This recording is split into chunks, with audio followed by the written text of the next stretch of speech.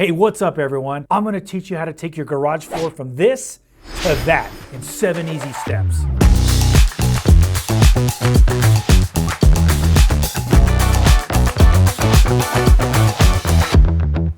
Hey, what's up everyone? My name is Rich. I'm the owner of the Epoxy Resin store. We've been manufacturing epoxy products here in the US for over 25 years. Something amazing happened the other day.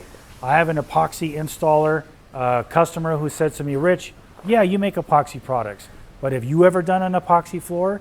And I thought about it, and guess what the answer was? No, I haven't. And I said, okay, buddy, challenge accepted. So we did our own epoxy floor, and we're gonna show you how we did it step by step. So this is an image here of our garage floor. Now, what you don't see in this video is we've already prepped the floor. It's been grinded, prepped for this coating. So the first thing we do is we get into taping the floor. Really important to focus on the front end of the garage because that's gonna be your secondary containment for all the things you're gonna do. You got empty buckets, you have some tools.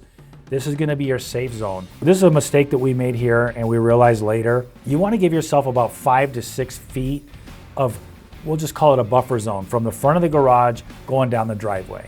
Here we're masking tape off. We're trying to be about a 1/2 inch above the concrete. The reason why is we want to make sure that the epoxy can flow into the edges of the concrete, but yet allow the rollers to kind of go along the edges.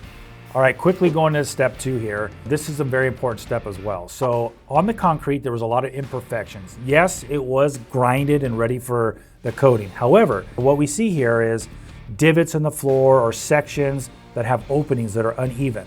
This is very important. You have to seal those and make sure the concrete's nice and smooth. So we have our crack filler. It's a hybrid polymeric crack filler that's included in this kit. Super easy to work with, by the way. Simply add water, mix it, ready to go. Apply it to the area. We have a putty knife that comes with this. You're just gonna fill in some cracks and voids. We want the floor to look seamless. When the epoxy goes down, we don't want the epoxy to soak into crevices and gaps and disappear. We want everything to be there smooth. So when we broadcast the flakes, there's something there for the flakes to fall into. So one thing I'll tell you, when you're looking at the polymeric concrete that we have here, the one component system, you can tell when it's dry. When you first lay it out and you get it flat on the surface, it's gonna look wet and dark. As it starts to dry, it gets lighter and lighter until it just looks like concrete. This product is so strong and durable that once it's applied to the floor in the cracks and crevices, you can't get it off. It's durable, got excellent flexibility, and it's rigid. So this next step is often overlooked by a lot of people. So we've already prepped the floor, we vacuumed it, we've blown it, everything's ready, right? So what we're gonna do next is we're gonna take a microfiber. We're gonna use a solvent on the microfiber, whether it be isopropyl alcohol or acetone or xylene, whatever you have. And you're gonna basically take it and you're gonna spray it on this microfiber and you're gonna mop the floor. This is important because there's particulates on the floor you just can't see, dust and all these things that are just stuck there. We got to get it off. So why is it important to get the debris off the floor? If you have a barrier or a layer of debris or oils on the floor, the epoxy can't grab the concrete. So that's why it's so important. Okay, so we really want to focus on 2 things here when we're mixing the product. Before you mix the 2 containers together, it's important to mix the Part A bucket first. Keep in mind, the Part A bucket has all the pigment in it. So what you have to do is you mix the Part A bucket first, and you're going to ensure that all of the pigments have been redispersed into the Part A bucket. Then you can add the Part B bucket into the Part A bucket. Identify the Part B hardener. That's going to be the label that's red. You're going to take the hardener, Part B, with the red label, and you're literally going to dump that right into the larger bucket, the Part A. So you're going to mix for about 2 minutes max. You just want to mix the components together till everything looks consistent. And when you look inside the Part A bucket with the A and the B in there, you just want to make sure that it all looks even. You don't see swirls of Part B in it. It should all be consistent. Really focus on the sides of the bucket and the bottom. You want everything to be completely mixed, but try not to go more than 2 minutes mixing at all together. Now you're probably asking the question, Rich, what if I overmix it? What's gonna happen? Well, 2 things. It's in the bucket longer. The longer it's in the bucket, the more heat it creates, which will in turn give you less work time. Also, overmixing, sometimes you get too many bubbles that are in the product. That's not good either. You don't want to get a bunch of bubbles on your floor. So now we're going right into the installation of the floor. So in this video, you can see here that we're doing the perimeter first. Why the perimeter?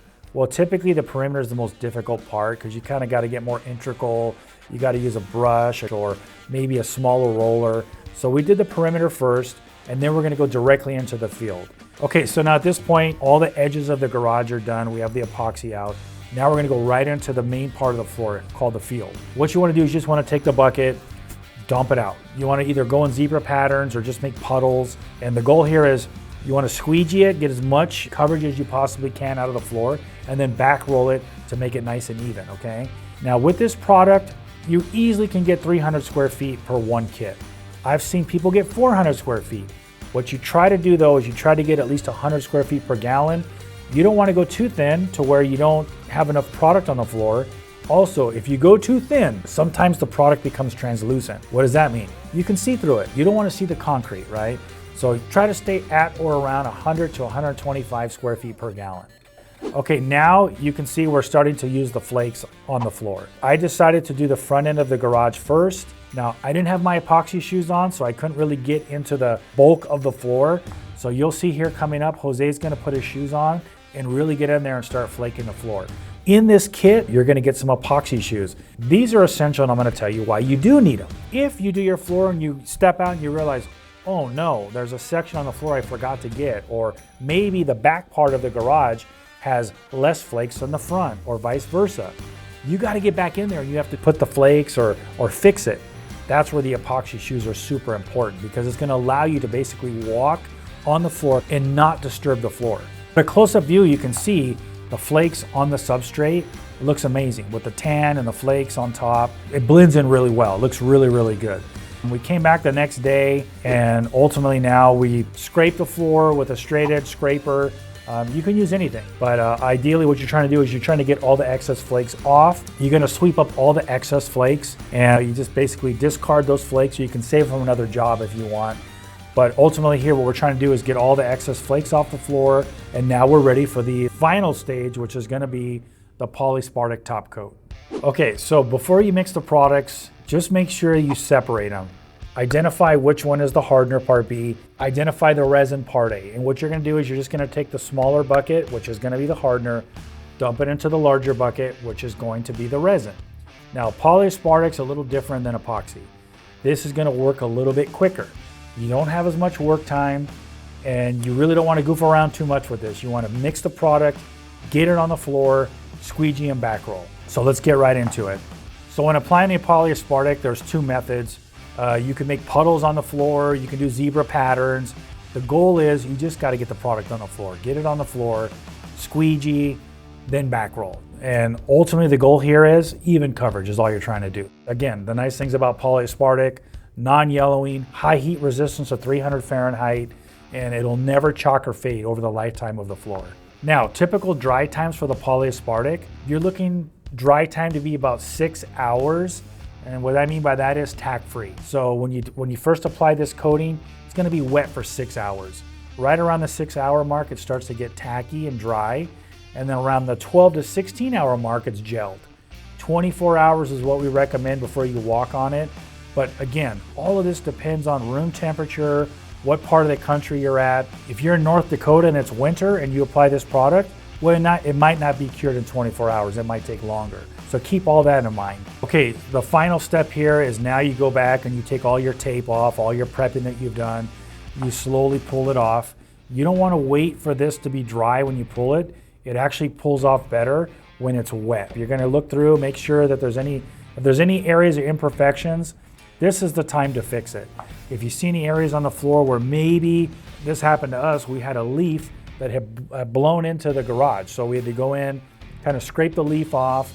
And what we did there is just a very light sanding over that spot, and we clear coated it with polyaspartic to finish it off. So the nice things about these floors is there's really nothing that can happen that's going to be detrimental to the entire floor. So if you have a section where maybe there's a footprint on it, or again, like a leaf or a bug lands or something like that, and these things happen, don't freak out. All you have to do is do a spot fix on it, whether you do a light sanding or just go in there and maybe pry something off with a razor blade, light sand it to scuff up the floor, and clear coat it with polyaspartic, and that will seal that area off for you. So here you can see the final clip of what the floor looks like. It came out beautiful, okay? And for two guys that have never done this before, James and Jose, They did an amazing job. Again, they've never had any experience. So the reason why I did this video is I wanted you to see as a homeowner, a DIYer, that anybody can do this floor. You don't need any experience. If you liked what you saw, you can buy our kit and our product and do your own garage with our material. By the way, we have full customer service. You have any questions, or you want to know more about our products, or maybe you want to buy our product, don't know where to buy, you can go directly to our website, which is the epoxyresinstore.com, or you're welcome to reach out to us directly and we can help you pick the right product. We have every color you can think of, and we can sell you any chip or flake for your floors.